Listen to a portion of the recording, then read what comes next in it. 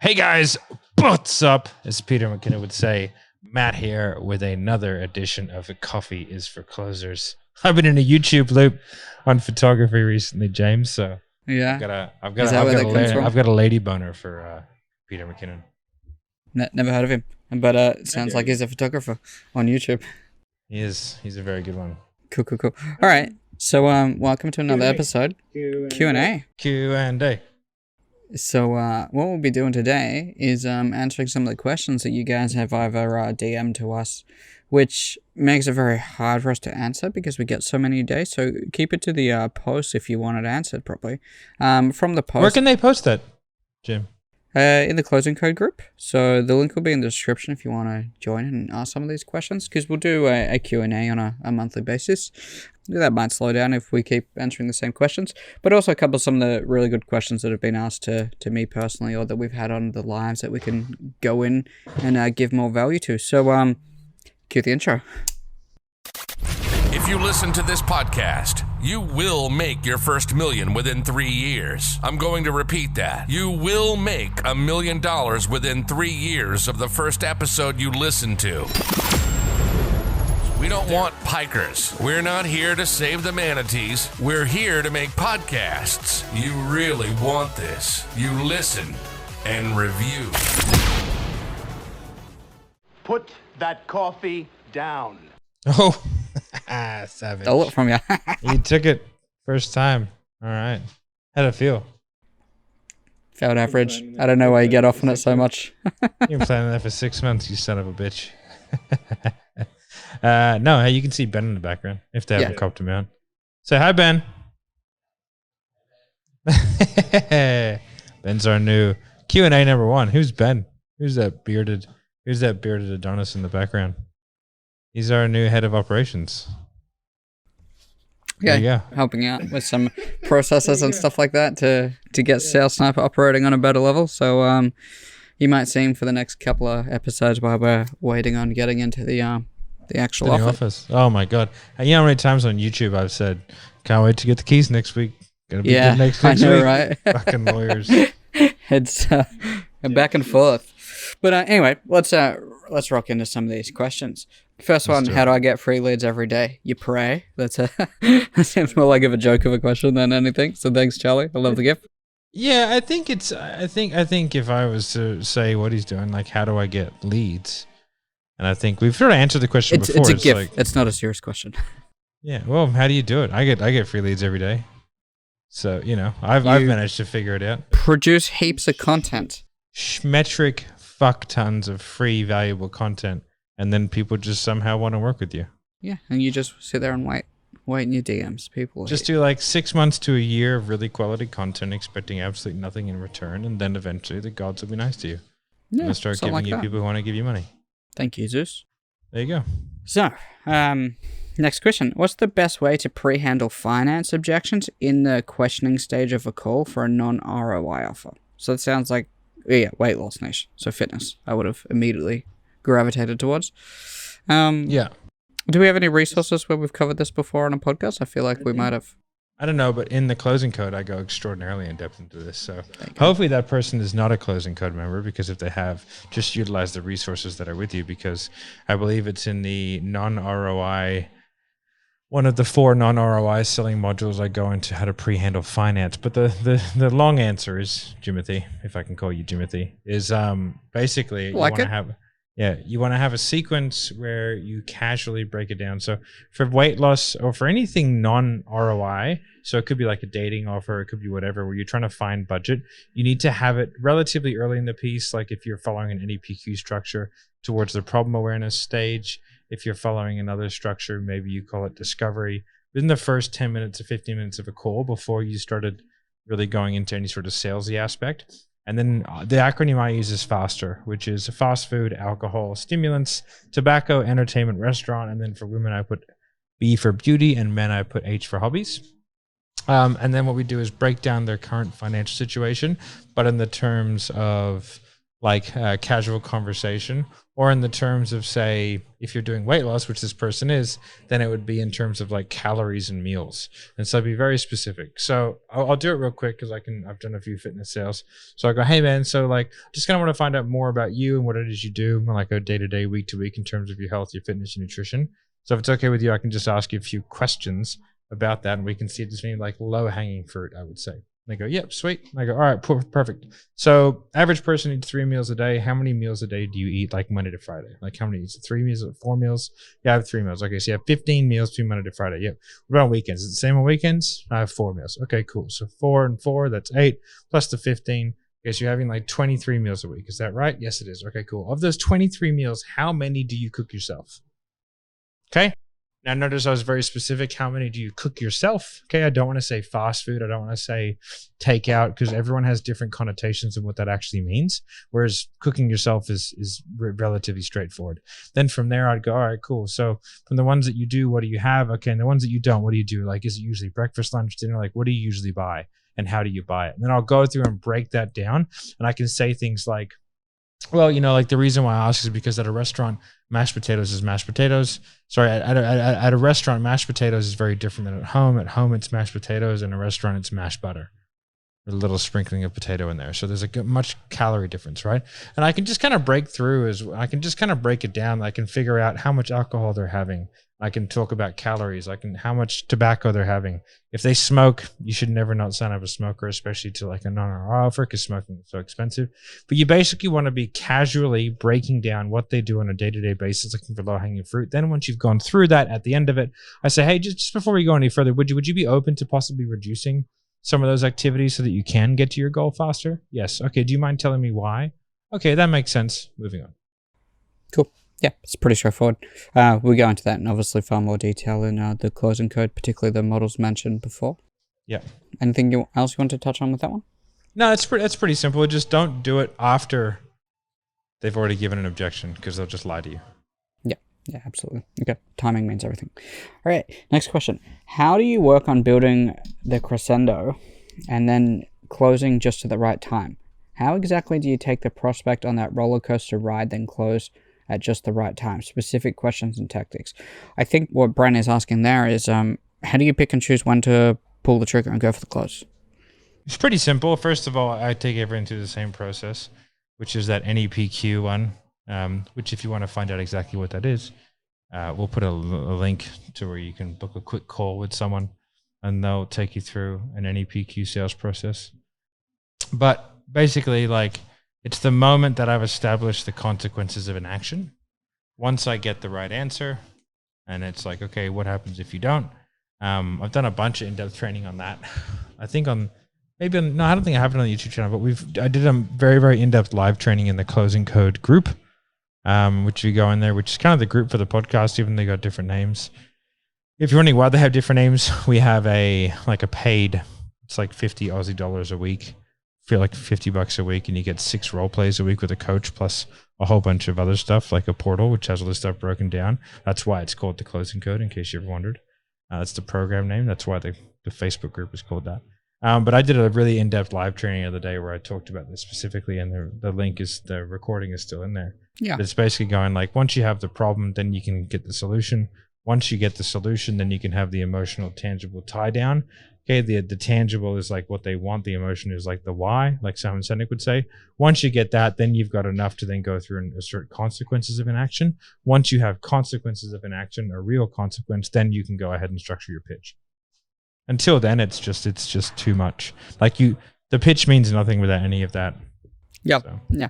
I mean, and really, if you don't know when and where to do that, you need to really reevaluate your script, because it's probably very much out of order. And with your script writing, when you're structuring that, you are structuring that with certain checkpoints. Okay? Working through this part, the aim is to get this out of it. Bang, ticked off, move to the next stage. Move to the next stage, move to the next stage. Then it logically flows through that order until you get to the point where it's time to pitch. Exactly. Yeah, that's pretty simple. Yeah. All right. Next one from Aaron. He wants to know, as you just touched on a moment ago, what are some of your free resources that you have? Where do we find them? And likewise, outside of the Closing Code, is there any other paid resources? Yeah. So We have obviously the Closing Code Facebook group, which we do. Like the Closing Code program is $25 for your first week, and then $50 a week after that, or it's $100 every 2 weeks, I think.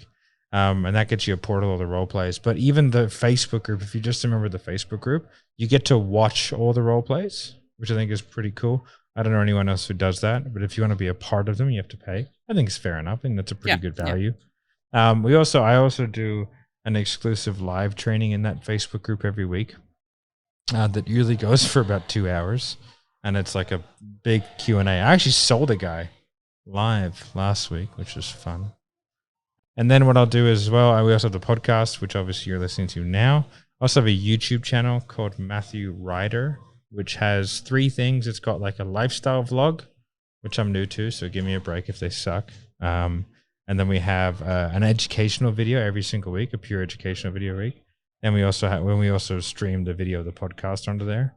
And then I've also got a long, in-depth, hyper-analytical video once a month, which I've yet to release the first one because it takes me forever to film them. But so that's and then we have an email list, and we also have our website, which is salesniper.net. And if you go to free resources, man, we have live sales calls. We have one live sales call, and we have SOPs for like how to get referrals, how to do all that kind of stuff. So you go onto there. That also puts you onto our mailing list, and you get reminded of all the good stuff that we do. Yeah, I think the easiest way is to get onto that mailing list and then get notifications when there is new resources and whatnot, because they'll come out to you and be hand delivered from our courier. Exactly. And then we also sell all the 7th level stuff as well. So because we're Jeremy Miner's sales team. So there you go. There you go. Okay. Go check it out. Like, subscribe. Yeah, I think the easiest place, get on that newsletter to get like all of our free content, and then join that Facebook group Closing Code. And then even as free content, you can see everything that we do in those trainings. And if you decide, oh, well, this is really valuable, I might get something out of it, then sign up. Super see. And there may or may not be a course coming out specifically on reframes, metaphors, and objection handling. Yeah, it's been a bit going on in the back end when we can finally get that done, because we keep just adding to it. Bother doing it. Well, we just keep adding content, so interesting. All right.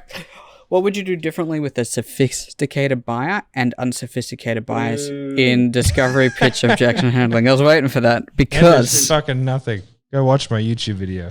Yeah, I was going to say, let's just redirect. So the answer to that question is going to be a hyperlink to our YouTube video on sophisticated and unsophisticated buyers. So I'll give you... Okay, so it depends on what they mean. If they mean with the traditional meaning of a sophisticated buyer, which is like people with money, it's just stupid. Treat people with money the same way you treat people without money. People who say like, oh yeah, the guy's doing 10 million. Like it was funny, right? Like when I used to sell this business coaching program, and I used to treat the people who were doing like $5 million a year different than the people who are doing like 250. And now that I'm the business owner of like a multi-7-figure business, it's like, oh, I'm just the same dude. Like I'm better at certain things, but I would hope that you'd take me through the same sales process. And because I took them through a different sales process, I bought into their bullshit that they had less time and that they were this and that they were this and that they were this. It's like, no, this is not a thing. So don't get bought into it. Take them through the process. The guy who tells you, mate, I'm a fucking straight shooting action taker. This, like, just give me the brass tacks. That guy's a non-buyer, or you need to slap him around a little bit to get him into alignment so that you can actually like go through your process. Because if your process works on people doing 500K, your process will work on people doing 500 million. Now there is a caveat there. If it's like a B2B process rather than like a business to individual, like if you're selling if you're selling a boardroom, but the core tenets of sales and persuasion are the same. It's just that like how you deliver that in terms of a process might be different, but that's just a very different sales process thing, which would only be like if you have to get through decision makers. Like the average US company has 6.3 decision makers, right? So if you're dealing with like a bigger company that has all those people, then you're going to have to jump through a few more hoops. But in terms of like how you interact with people, it's the exact same. Now, if you're talking about sophisticated versus non-sophisticated, the way that I explain it, which I think makes more sense, obviously it does to me because I'm the guy who said it, is that sophisticated buyers are people who understand the industry that you're selling in. Unsophisticated buyers are people who don't understand the industry. So what I mean by that is like fitness is all unsophisticated buyers, unless they've had significant fitness industry experience. So I could be selling Jeff Bezos, but if he's never had a personal trainer, I still have to treat him as an unsophisticated buyer, because price shock has nothing to do with how much money you have. It has to do with how much money you think something will cost. Yeah, it's perception. If I was to bring a Martian down and put a Bentley in front of him and a Volvo, he doesn't give a fuck. He's not going to be surprised. Like, you know what I mean? If like you could charge the same for the Volvo as you could for the Bentley, there's no surprise there because they don't have any value. There's no preconceived notions. Whereas if I just take some guy off the street and I was to whack a Bentley sticker on a Toyota, he would think it cost 5 times what it did, because there's a level of sophistication where he has an understanding as to the perceived value of things. So whereas in that case, I would add certain things to the sales process, because price shock is a motherfucker, and it's a very difficult and not very often spoken about objection. Of which I feel like I coined the term price shock because I've never heard anyone else say it, but it might have been bled into my subconscious somewhere. But yeah, like if Jeff Bezos has only ever paid $8 a week for a Crunch membership, which obviously probably unlikely, but and then you go and tell him that personal training is $150 a session, even though that's obviously absolutely no money to him, he might be surprised and not see the value. Yeah. People still value things even if they have excess of it. That's usually why they get excess of it. But in the discovery pitch and objection handling phase, you don't really change anything for them unless the answer they give is so well off base that you need to adjust and to the question that they provide you, right? Which is unlikely if you're doing your job well. Next one. The sophisticated buyer thing is a crutch. This is a good little controversial sound clip. The whole sophisticated buyer thing is a crutch that shitty salespeople use to explain why they didn't sell someone. I'd agree. Yeah, for sure. All right, next one. And I'm going to go ahead and answer this. What is your referral process? Connor, we jump on the free resources section of our website, salesniper.net. We have a download there for our SOP around referrals. It's the key to referrals is just fucking ask everybody. Yeah, it's simple. That's a very in-depth SOP, right? Where it goes over like how to ask and has scripting behind it and all that kind of stuff. But the SOP should just be ask everybody. Like the amount of guys that I get coming to me, like my one-on-one sales coaching is pretty expensive. It's like $5,000 to $8,000 a month, depending on how often you want to see me, right? And like the amount of dudes are like, yeah, I want to get more money. I was like, sweet man.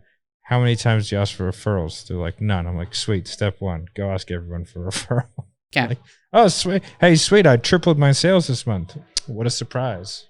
The simplest way to answer that question is ask when they buy, ask when they get a result. All right. From there, if you need like detailed process, go download that SOP and we'll go into more detail. I'm pretty sure in that SOP we go through how to create high points. I'm fairly sure we do. Yeah. So there's some cool shit in there, but go in there. You got to give me your phone number if you want it, though. Well, it's a trade, all right? So we can spam you and follow up and ask you for referrals. I promise I won't call personally. How about that? All right. Our job is performance-based at the end of the day. The client's influencers are waiting to see those results. How do you find the right balance between savage mindset to achieve those great results and then being detached from the sale type of mindset? Interesting question. But the exact same mindset. Just because you want to make all the sales doesn't mean you have to care about each individual call. The key to that, man, comes from really being confident in your process. So if you're really confident in your sales process, like, I don't get why you care. Like, I want to make all the sales, right? Like I do. Yeah. And trust me, dude, like a year ago or maybe 2 years ago, I don't remember when, every time I didn't make a sale, I would lose my ever-loving mind. But it's because I had a really combative style of selling. Yeah. And I was in like a boxing match with people and I felt like, you know, I needed to win and stuff like that. Whereas like now, if I don't sell someone now, it's like, what a weirdo. Like I fully feel that way. And so I don't really care if they don't buy. because like I know that my process works. You know, the next one probably will. Yeah. I don't think these are opposition mindsets. Right? It's kind of like that whole taco ad. What do we want, hard shell or soft shell? Porque los dos. Why don't we have both? Me and my wife, that's like one of our catchphrases. We're like, should we get this one or this one? And I always just go, ¿Por qué no las dos? That's exactly what I do, right? It's like, why don't you have both? There's no reason why you can't be savage and detached from the sale. You're detaching at a different point. Like, you're going into life with a savage mindset. You're going into a sale being detached, right? They aren't mutually exclusive of each other. It's not you can have one without the other. You can have both and just turn it up. Yeah, you have to really get maximum amount of sales. You have to be detached from the outcome of the call. Absolutely. It's I used to listen to that, and I used to hear people say that, and I was like, fuck off. I just didn't think it was like possible, I guess. And then like it really hit me when I went in the Matrix. I got plugged in about I don't know, about 6-8 months ago, I'd say. I plugged into the Matrix and started seeing all the ones and zeros. I was like, I see how people work. We call that coding. Yeah. But from then on, honestly, like I was totally fine with it if someone didn't buy. It happened less and less and less, which was cool. And the less I sort of cared, I think like people genuinely like got the fact that I was like, hey, I'm here for you. That's cool, man. If you don't want to buy, that's cool. Like, it doesn't mean I let them off the hook. I think that's one thing. Like, yeah, I will throw everything, including the kitchen sink, at someone during a sales call. So like, I'm not going to give up on the sales call. If that sort of, so maybe that's where like the miscommunication is. You know, it's like, yeah, dude, just fucking think about it. Let me know. Like, that's just being a bad salesperson. But detaching from the sales call is not letting it go. It's not getting emotionally invested in the outcome if it does go wrong. Yeah, exactly. And then I think just realizing that like you can't hit a bullseye every shot. You know, like you're going to miss, you're not going to sell someone. I remember I had a sales call ages ago and it was like the toughest prospect I've ever had. The guy just would not give me an inch. And I was doing heaps of sort of like mental gymnastics to try and get him. And I got him really close. Like I really did. I got him really close. At the end of the call, I just had a chuckle and I was like, man, that was cool. I was like, oh, I didn't sell the guy. And I was 100% sure he was going to cancel the next call because we scheduled a follow. I was 100% sure. But I was like, man, I threw the kitchen sink at that dude. You know, I was like, that was a really good call. I was really happy with how that call went because if I do that, 95 times out of 100, they buy. Yep. You know, so. Absolutely. All right. Next question. What is the structure of a loop? While you were speaking there, I drew a little diagram. If you can see that. That's a loop. That's the structure. You just bring them back. I'll let you elaborate. It's like a circle, but cut in half. Yeah. Next question. The structure of a loop. So I know what he's talking about. I think I did a YouTube video on objection cycling. So we'll link that video. Whoever is doing this, link the video. It's called Cycling Objections or Objection Cycling. So essentially what it is it's like, if you go to our website and go to free resources, the objection handling matrix lays out exactly how to do this. Not in exhaustive detail, but in enough detail to do it, but not so much that you get confused. And we may or may not be coming out with a course. It's a pretty good idea. Anyway, so what you want to do is if you can picture, if you're listening to this, picture like a roller coaster, right? Doing like a loop to loop. Okay. And so like where you enter that is like what you're trying to get out of the objection, right? So you're trying to, and for the way I had to handle objections, I try and get away from do you or do you not do the program to what actions need to be taken to get the outcome. So that's the beginning of the loop. And then I go, and then whatever road they decide to take on, I'm going to bring it back down to that same point, which is okay. So given all that, what actions need to be taken? So it might be like a fear reframe around decision making. It might be a hesitation reframe. It might be a partner objection. It might be a money objection. It might be a think about it objection. Whatever it may be, you just bring it back to that. And then it's just always a constant series of loops because that's such a a benign question. What needs to be done to get the outcome? That's it. And if your pitch is structured correctly, the agreed upon or framework, the agreed upon fact is that yes, the program will get me the outcome. So you no longer need to talk about in terms of should I or should I not do the program, because you've already established that will help them get the outcome. Now all you have to do is establish what do they need, what's the first step, what do they need to do to get the outcome, and you can get more and more specific as you go. You can have more and more emotion and urgency in that as you go, using like word choice and tonality. But the YouTube video describes it much better.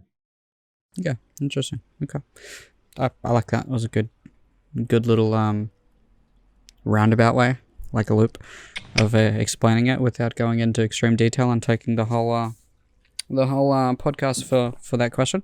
Next one, I close a non-ROI offer. Typically, I have people on the phone unsatisfied with their career and want more, meaning by becoming therapists. The issue I face is that the curriculum is 5 years, and when the gap is built correctly, people want something to change job quickly. So I have the objection of length. How can I balance between the gap building and the urgency to get a result ASAP? I too have had the length objection. Say that again. I too have objections over length. Yeah, definitely not girth though.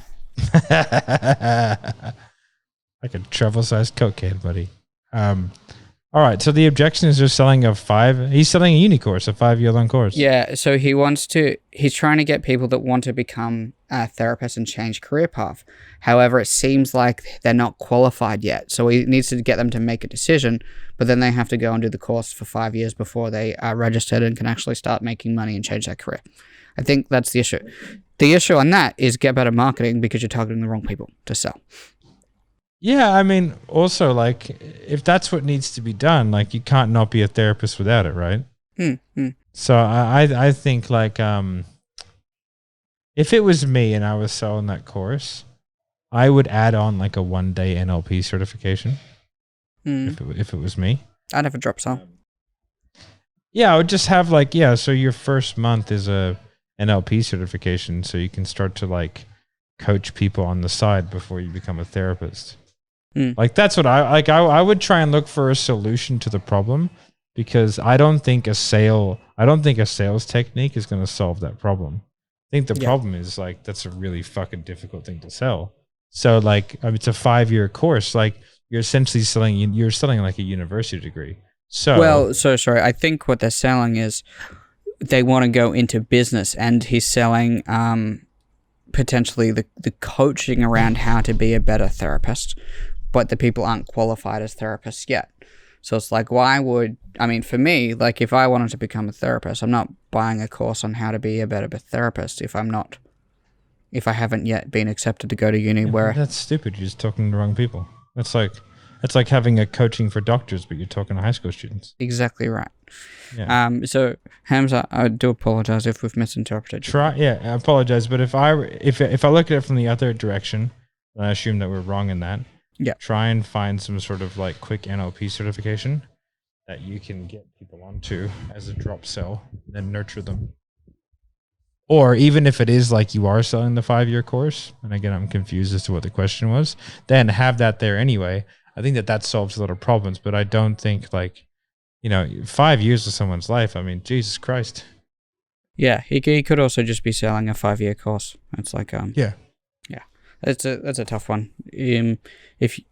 Because I don't know what courses are 5 years without being through a recognized institution, So yeah, we'd have to know more. Sorry, buddy. Next question. Next question. As a salesperson, how do you pick your clients better? I.e., I've got someone in my DMs that is asking, they typically choose and accept the offers based on the commission structure and the amount of perceived work that would be required. No, don't do it based which is not what I would do. Yeah. So, okay. So, find out what the current stats are and listen to some of the sales calls. Mm-hmm. That's key, because what you don't want to be is somebody's white knight, because you're probably not good enough to be perfectly fair. There's very few people who are good enough to be the white knight of a business, and even then, it's just not a great position to be in. I've been in that position before. Yeah. It's a lot of pressure. And then, so I would go, okay, can you run me through what your current stats are? What's the show up rate? What's the close rate? Now, if it's really high, I would be very dubious and say, how are they getting to that? And why don't they just keep their same team? So I would really dig in on the numbers. Also have it like, what's their revenue? And then how many sales are they making? Like it just make sure the numbers make sense. That's what, Yeah. Like, do you remember that guy who recently got a ClickFunnels 2 Comma Club who makes like no money, but charges his clients through his, Yeah. So he charges the ad spend. He only makes about 20 grand a month, but he makes 100 grand a month because of the ad spend or something like that, right? So he told us he makes 100 grand a month, and I was like, okay, we'll consider working with you. Went through the process, and I was like, there's just something not right. Hold on here. a second. Yeah, and I was like, okay, well, wait a second. So how many clients do you have? Okay, and how many sales do you make a month? What's your revenue? I was like, where's this additional 70, 80 grand a month coming from? Oh, we charge ad spend. I was like, you can't count that as revenue. It's a passed on cost. It's a flow through to Facebook. But anyway, that's what got him his 2 Comma Clubs. So well done to you, sir. Tip of the hat. So clearly a very, very legit award that should be taken very seriously. Which is why we're trying to get one. Well, we don't even use ClickFunnels, but anyway. Yeah. But the other things that you want to look at is the consistency they've had over the last couple of months previously.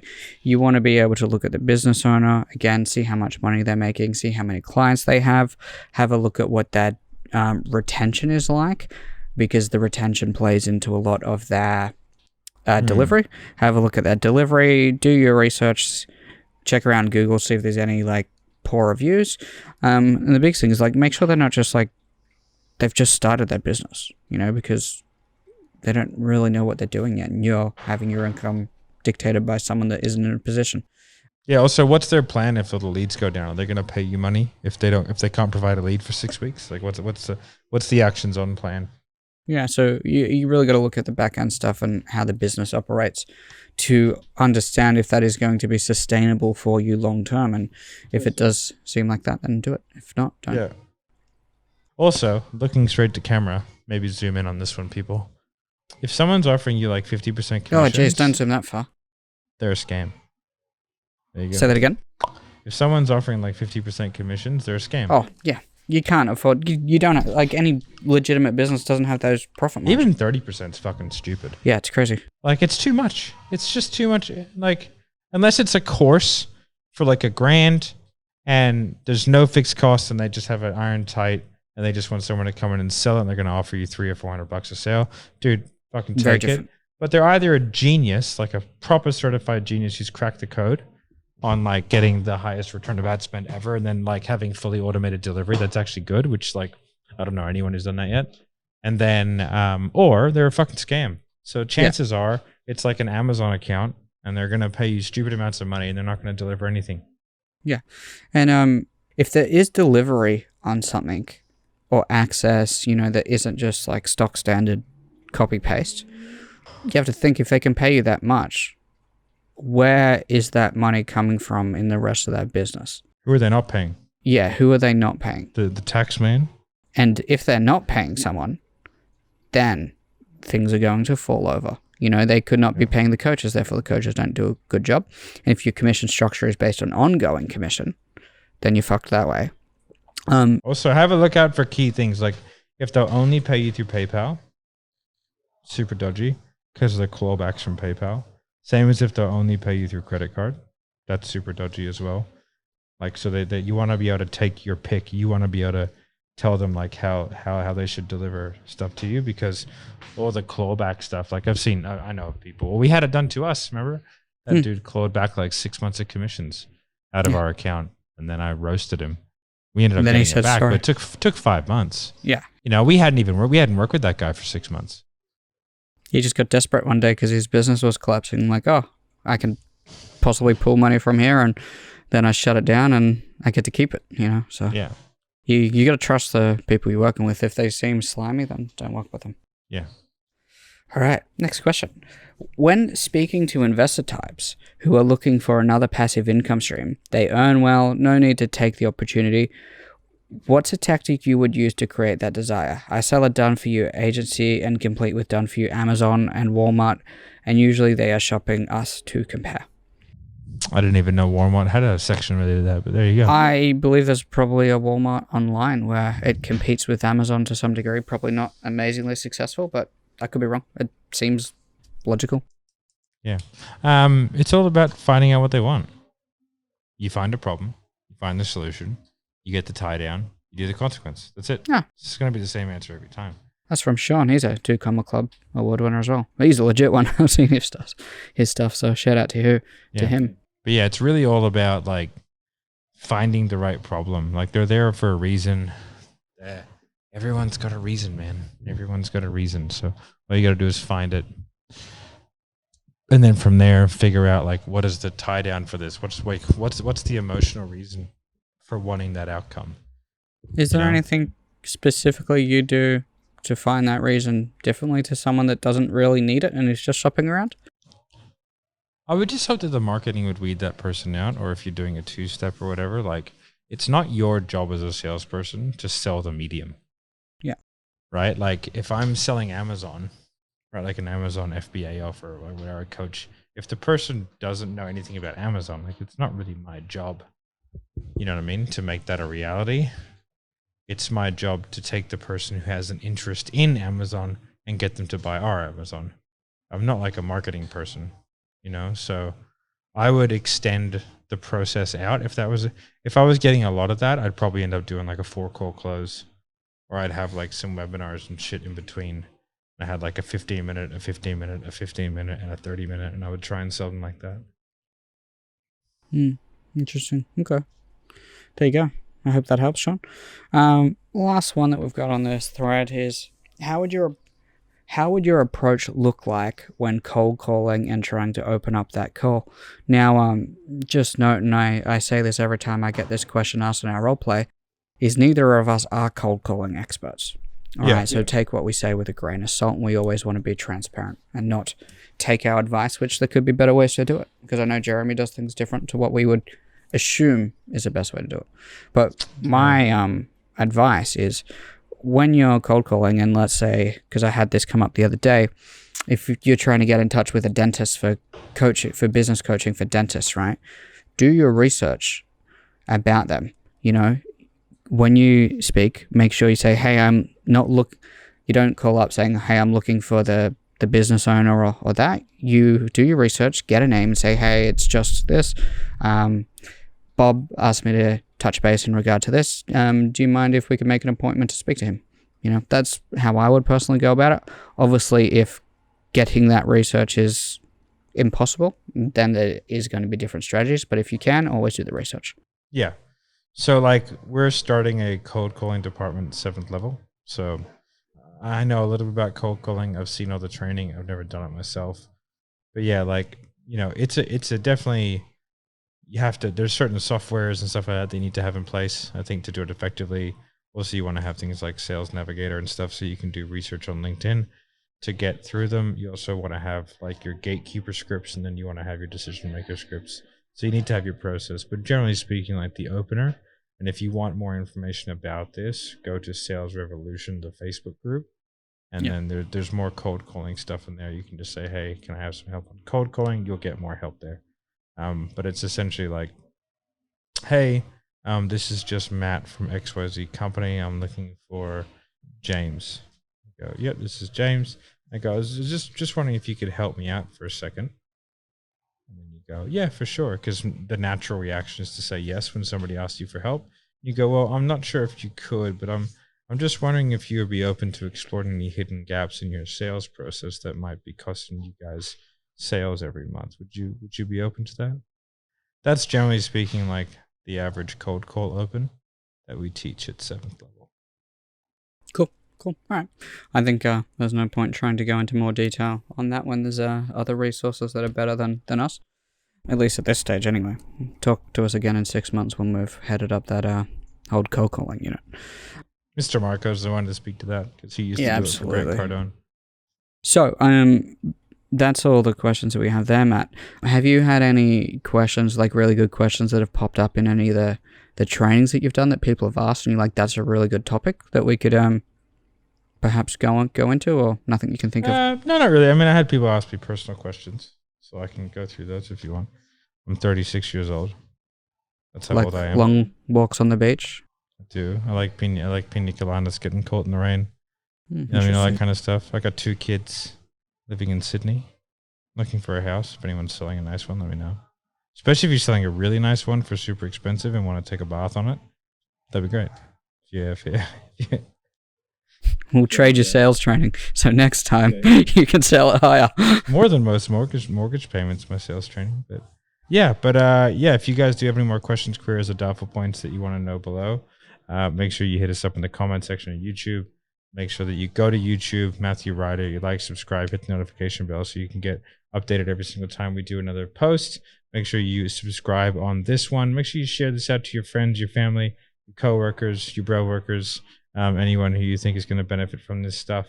And then let us know in the closing code if you listen to this, if you listen to the podcast. And for God's sake, sign up, give us $25 dues, and see if you like some of the role plays. And if you do, stick around. If you don't, then fucking beat it. Thank you, guys. Appreciate your time, and thanks for listening. Don't forget to like and subscribe. Bye. Bye. Put that coffee down. Coffee's for closers only.